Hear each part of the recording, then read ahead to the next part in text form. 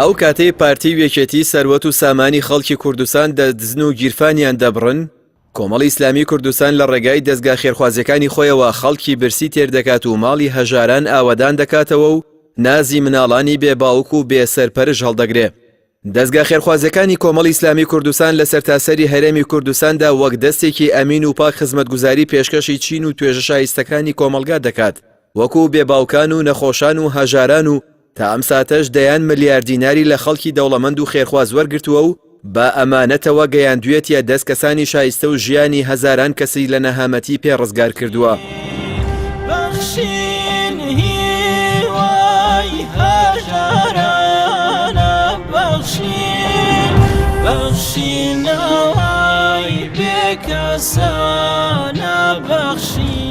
یەکێک لەو دەستگا و ڕێکخراوە خێرخوازیانەی کە ڕۆڵێکی ئێجگار گەورە و گرنگی لە خزمەتکردن و هاوکاریکردن و دەستگیرۆیی خەڵکی هەژار و دەردەداردا هەیە، بەرنامەی بەخشینە کە یەکێکە لە پرۆژە میدیایی و خێرخوازیەکانی کەناڵی ئاسمانی پەیام و لەگەڵ فراوانبوونیشیدا لە ئێستادا بەخشین جگە لە پێشکەشکردنی هاوکاری مادی خاوەنی گەورەترین نەخۆشخانەیە لە سلێمانی و هەڵەبجە و گەرمیان و ڕۆژانەش زیاتر لە 600 هاوڵاتی نەخۆش بە مەبەستی وەرگرتنی چارەسەر ڕوو لەم نەخۆشخانانە دەکەن و بە نرخێکی زۆر کەم و ڕەمزی چارەسەری پێویستیان بۆ دەکرێ.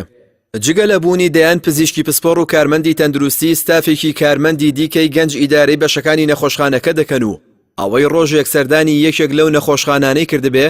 شایەتی خزمەتگوزاری و دڵسۆزی و ڕووخۆشی و خەمخۆری ئەو تیمانەی نەخۆشخانەکانی بەخشین دەبن بەڕێوە دەدەن. هەر ئەمە شەکەوای لە هاوڵاتیان کردووە لەو نەخۆشخانانە زیاتر هەست بە دڵنیایی تەندروستیان بکەن لە وەرگرتنی چارەسەر و هاوکاریکردنیان لە ڕووی نرخی دەرمان و چارەسەرە پزیشکیەکانەوە.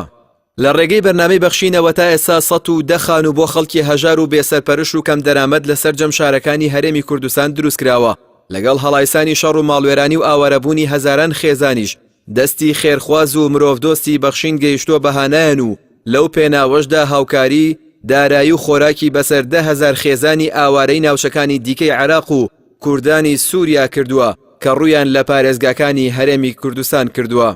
بەرنامەی بەخشین بە نزیکبوونەوەی مانگی پیرۆزی ڕەمەزان پلانی گەورە و پرۆژەی ناوازەی خێرخوازی ڕادەگەێنێ کە 100 ملیۆن دیناری بۆ تەرخان دەکات و بانگەوازی خەڵکی دەوڵەمەند و خێرخوازیش دەکا کە بەشداری تێدا بکەن و لە ڕێگەی زەکات و سەدەقاتی خۆیان لەو مانگە پیرۆزەدا کە بۆ بەرنامەی بەخشینی دەنێرن پرۆژەکە گەورەتر بکەن تا زۆرترین خەڵکی کەم دەرامەت و هەژار سوودمەند بن و بتوانن سفرەیەکی تێروپڕیان بۆ ئەو مانگە پیرۆزە بۆ دابین بکەن. هاوکات ساڵانش لەگەڵ هاتنی جەژنی قوربانی پیرۆزدا بەرنامەی بەخشین پرۆژەی قوربانی هەیە و خێرخوازان سەدان ئاژەڵی گەورە و بچووک ڕادەستی ئەم بەرنامەیە دەکەن. بە پلانێکی دادپەروەرانە دابەش دەکرێت بەسەر ئەو خانەوادە هەژار و کەم دەرامەتانەی توانای کڕینی پێداویستیەکانی جەژنیان نییە. لەگەڵ ئەمەشدا تا ئێستا زیاتر لە 5,000 سەبەتەی خۆراک بەسەر هەژاراندا دابەش کراوە کە لە ناو هەر سەبەتەیەکدا چەندین جۆر خۆراکی تێدایە. مانگانە و بە شێوەیەکی بەردەوام بەرنامەی بەخشینی کەناڵی ئاسمانی پەیام هاوکاری پێشکەشی دەیان خێزانی هەژار و کەم دەرامەت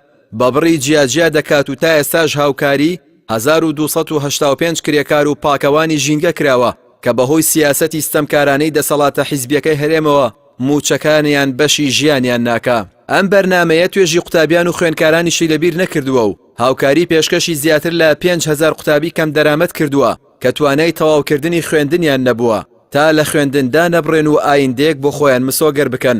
دابینکردنی هەلی کار گرنگترین پرۆژەی دەستەبەری دارایی تاک و خێزان بووە و لەم ڕووەوە بەرنامەی بەخشین توانیوێتی 66 ئۆتۆمبیلی جۆراوجۆری کار وەکو پێکاب و تەکسی و دەیان ماتۆرسکیلی بار هەڵگر پێشکەشی کەسانی شایستە بکە لە پێناو بەکارهێنانیان بۆ بەدەزێنانی بژێوی ڕۆژانەی خێزانەکانیان و باشکردنی گوزەرانیان. زیاتر لە 2200 کەس لەوانەی تووشی نەخۆشی درێژخایەنی مەترسیدار بوون لەلایەن بەرنامەی بەخشینەوە بە بڕی جیاجیا هاوکاری دەکرێن و کراون و زیاتر لە 1320 کەسی دیکەش لە کەسانی خاوەن پێداویستی تایبەتی بە هەمان شێوە لە ڕووی مادی و پێدانی کورسی کارەبایی و پێداویستی دیکەوە هاوکاری و دەستگیرۆی کراون.